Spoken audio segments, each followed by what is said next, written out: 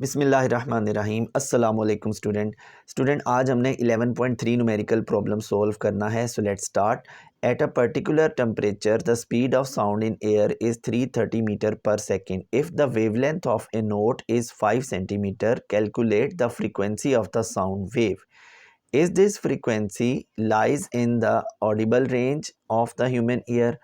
अब यहाँ पर एक चीज़ आप देखें कि audible range of human ear कितनी होती है, that is 20 hertz to 20,000 hertz. Okay, अब यहाँ पर स्पीड ऑफ साउंड हमारे पास मौजूद है जो कि 330 मीटर पर सेकंड है और उसकी वेवलेंथ भी दी हुई है 5 सेंटीमीटर।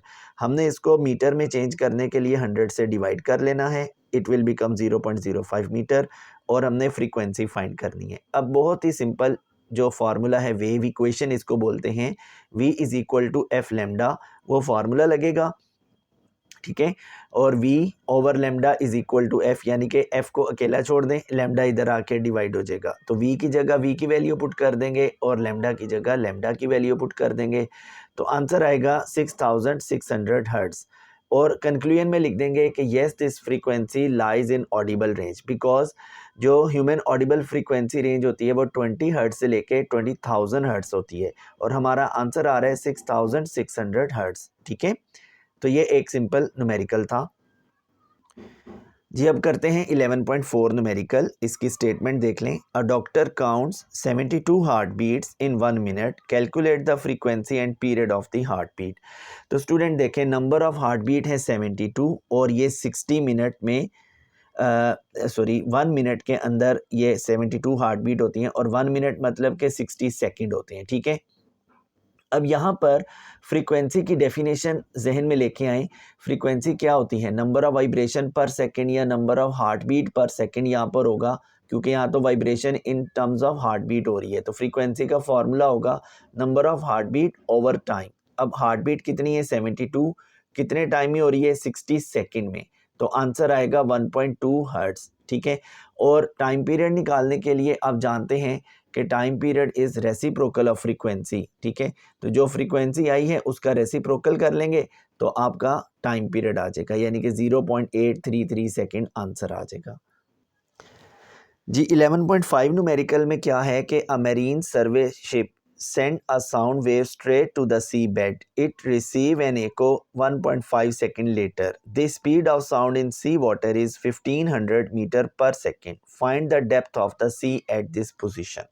अब ये देखिएगा कि स्पीड ऑफ साउंड वाटर में कितनी है? 1500 मीटर पर सेकेंड और 1.5 सेकेंड के बाद आपको उसकी एको सुनाई देती है। एको मतलब कि ये जो साउंड वेव है जब ये यहाँ से ओरिजिनेट होगी तो ये सी बेड को टकराएगी, सी बेड से रिफ्लेक्ट होकर ये वापस आएगी।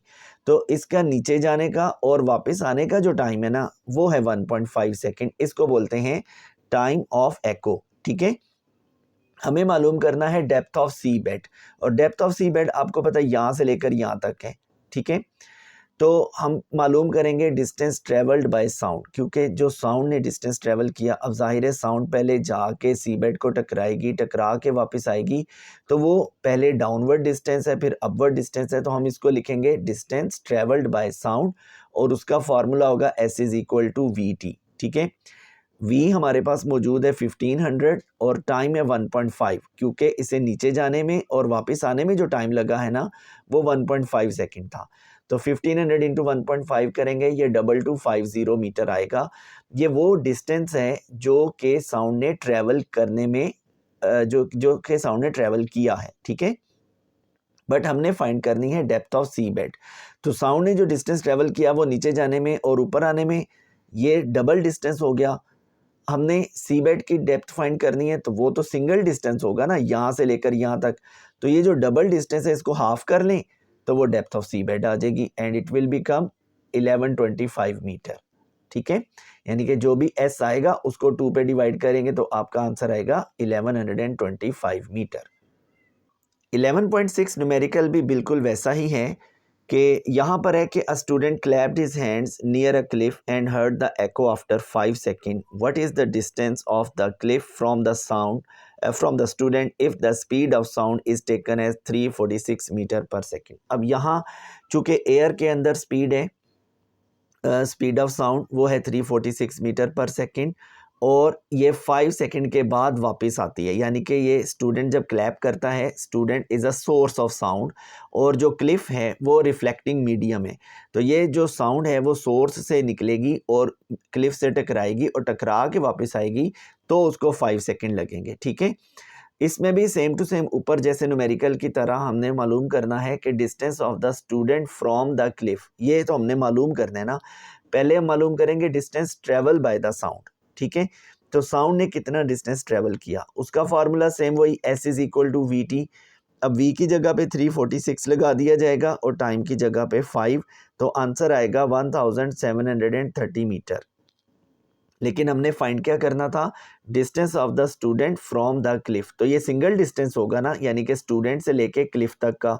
जबकि ये जो डिस्टेंस है ये साउंड का डिस्टेंस है कि जब साउंड स्टूडेंट के हाथों से गई और क्लिफ से टकराई, टकरा के फिर वापस आई। ठीक है, तो ये वो डिस्टेंस है। अगर हम इसका हाफ डिस्टेंस कर लें तो ये क्लिफ का स्टूडेंट से डिस्टेंस आ जाएगा, and that is 865 metre. Okay, 11.7 numerical same to same उस जैसा ही है जो हमने 11.5 में किया था। यहाँ पर जो स्पीड ऑफ साउंड है वो है 1531 मीटर पर सेकंड, और एक शिप है जहाँ से ये साउंड ओरिजिनेट हुई है, और ये इसकी जो एको है वो है 3.42 second.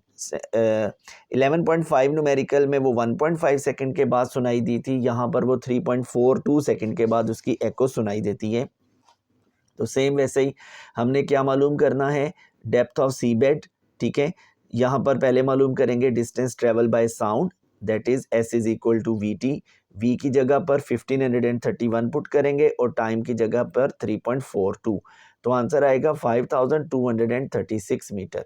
Depth of sea bed निकालने के लिए इस डिस्टेंस को, ये जो साउंड ने ट्रेवल किया है, इसको हाफ कर लेंगे, तो आपका आंसर आएगा 2618 मीटर।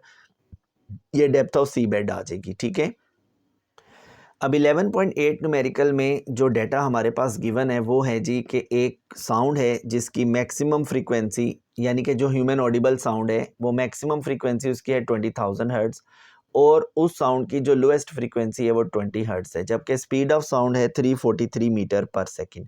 हमने वेवलेंथ मालूम करनी है साउंड की जब उसकी फ्रीक्वेंसी मैक्सिमम होगी, और वेवलेंथ ऑफ साउंड जब उसकी फ्रीक्वेंसी लोएस्ट होगी। ठीक है, दोनों सूरतों में हमने वेवलेंथ फाइंड करनी है। तो सबसे पहले अगेन वेव इक्वेशन का फॉर्मूला लगेगा, v is equal to f lambda.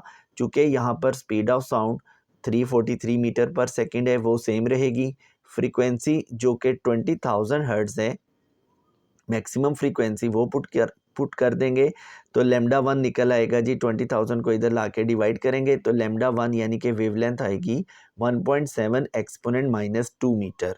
ठीक है, और अगर फ्रीक्वेंसी लोएस्ट हो, यानी कि लोएस्ट रेंज पे हो, 20 हर्ट्ज हो, तो अगेन वही फार्मूला है, v is equal to f lambda 2।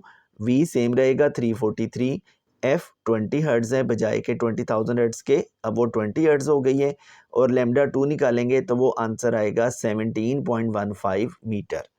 तो आप देख सकते हैं कि जो फ्रीक्वेंसी ज़्यादा है उसकी वेवलेंथ कम है, और जो फ्रीक्वेंसी कम है उसकी वेवलेंथ फिर ज़्यादा है। ठीक है जी, अब हम करते हैं 11.9 numerical. This is very important. A sound wave has a frequency of 2 kilohertz and wavelength 35 centimeter. How long will it take to travel 1.5 kilometer? यहाँ पर आपके पास फ्रीक्वेंसी मौजूद है 2 किलोहर्ट्ज़। किलो आप जानते हैं 1000 के बराबर होता है, तो 2 किलोहर्ट्ज़ की बजाय ये हो जाएगा 2000 हर्ट्ज़, और वेवलेंथ है 35 सेंटीमीटर। इसको 100 से डिवाइड करके मीटर में चेंज कर लेंगे, इट विल बिकम 0.35 मीटर। ठीक है, और जो डिस्टेंस ट्रेवल्ड है वो 1.5 किलोमीटर है। अगेन किलोमीटर को मीटर में चेंज करने के लिए 1000 से मल्टीप्लाई करेंगे तो it will become 1500 metre.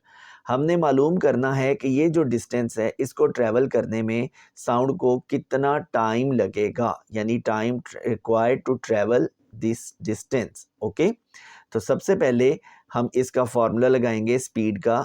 Speed का फॉर्मूला होता है डिस्टेंस ओवर टाइम। ठीक है, लेकिन हमारे पास यहाँ स्पीड की वैल्यू मौजूद नहीं है, लेकिन आप देख सकते हैं कि फ्रीक्वेंसी और लेमडा मौजूद है, और उसकी मदद से हम लोग वेव इक्वेशन लगा के v is equal to f lambda लगा के तो स्पीड मालूम कर सकते हैं। फ्रीक्वेंसी 2000 है, लैम्डा 0.35 है, तो स्पीड ऑफ साउंड आ जाएगी 700 मीटर पर सेकेंड। उसके बाद आप ये फार्मूला लगाएंगे, ये वाला v is equal to s over t, और यहाँ से t निकाल लेंगे। t निकालेंगे, t को उस साइड पे लेफ्ट साइड पे शिफ्ट कर दें, v राइट पे आके डिवाइड हो जाएगा, तो t is equal to s over v. अब हमारे पास s भी मौजूद है 1500 और v भी मौजूद है 700, जो कि आपने अभी यहाँ पर फाइंड किया है।